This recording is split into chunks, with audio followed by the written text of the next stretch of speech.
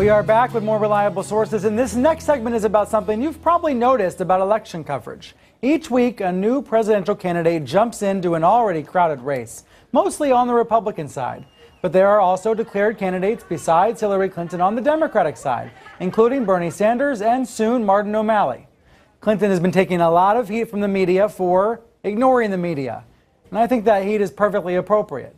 She did answer some questions from reporters early in the week, and she says she's now planning a big campaign event in mid-June. Meanwhile, Bernie Sanders has appeared on multiple networks. He's willing to answer almost any question, but it seems sometimes like all anyone really wants to talk about is Hillary. What got me thinking about this is what Sanders said last Sunday here on CNN on State of the Union. The American people want to hear serious discussions of why they're working longer hours for low wages. They want to know about why year after year we have these disastrous trade agreements, why the rich get richer and everybody else gets poorer. Are you and the media prepared to allow us to engage in that serious debate? Or do I have to get media attention by simply making reckless attacks on Hillary Clinton or anybody else? I don't believe in that. So are journalists giving that campaign a fair shake? Senator Bernie Sanders is here with me now on set to talk about that. Thanks for being here. My pleasure. It's rare to hear a candidate or any politician really talk about the systemic issues in the press the way you did last week. I kind of lit up when I heard it, and I wondered, is that a winning strategy for you? I don't know. Going at the press? Look, I don't know if it's a winning strategy or not, but this is what I do know. The middle class of this country is disappearing, despite the fact that people are working longer hours and they're earning lower wages. We have seen an explosion in technology and productivity, and yet all of the increase in income and wealth is going to the top 1%. Do you think that that's an important issue to discuss? According to the scientific community, climate change is the great planetary crisis we now face. Do you think we might want to be discussing that issue? You have the top 1/10 of 1% now owning more wealth than the bottom 90%.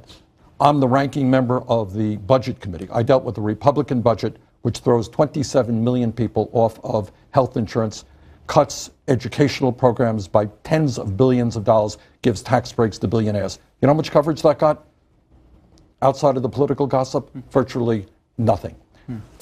Last year, I had the president of CBS, NBC, ABC, and we talked to them.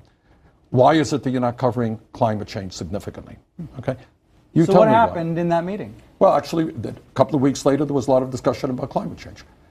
But the scientific community is virtually unanimous in telling us that climate change is real, already causing devastating problems, and that we have to reverse course. Do you think we're seeing that kind of discussion in the media? Some Republicans will hear about that meeting you have with the president, some of the networks, and say the news divisions of the networks, and say that sounds like some sort of inappropriate coordination between the government and the press. Inappropriate coordination.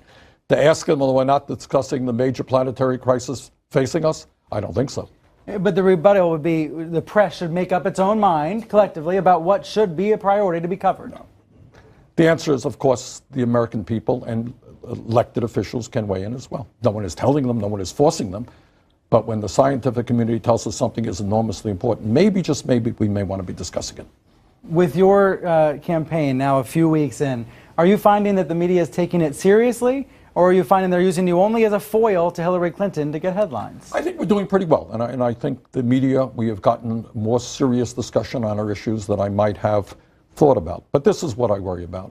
In terms of campaign coverage, there is more coverage about the political gossip of a campaign, about raising money, about polling, about somebody saying something dumb, or if some kid works for a campaign and sends out something stupid on Facebook, right? We could expect that to be a major story.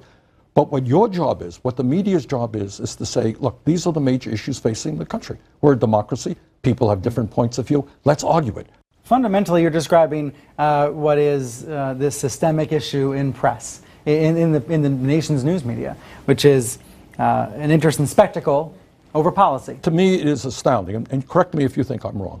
When you have ABC, CBS, and NBC not devoting 1 minute to the most significant trade agreement in the history of the United States of America, they might say they're covering it on the They might say they're covering it on the website. Maybe they'll. They might say there are niche outlets that can do a better job covering it in this day and age on the internet.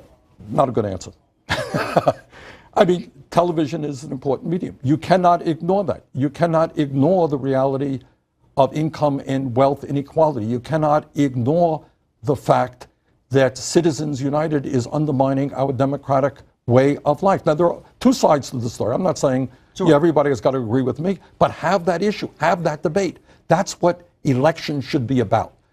Some people might say, how do you do that in a way that keeps people watching, that gets people to stay tuned and not turn the channel? Good question. All right. So let me back it up. About a year ago, there was a poll out there. Pollsters asked the American people, tell me which political party controls the U.S. Senate and controls the U.S. House. That was a year ago when the Democrats controlled the Senate. It's always disappointing to see how many people are wrong with their answers. 63% of the people in this country did not know that answer. Who bears responsibility for that? Does the media bear any responsibility? How do you have a serious discussion? If you don't like what's going on in Washington, which nobody does, who are you going to blame? If you don't know which party controls what?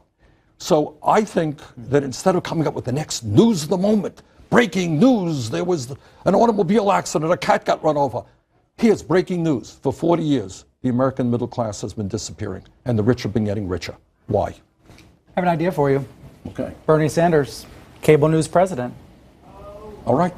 Are you making me that offer? Oh, I don't think I'm able to make that offer. I accept it. But it sounds like you've got some ideas. I just think that as a nation, no matter what our political point of view is, I would hope that we are concerned about the state of American democracy. We need serious discussion about serious issues. I want to briefly go back to the issue about Hillary Clinton.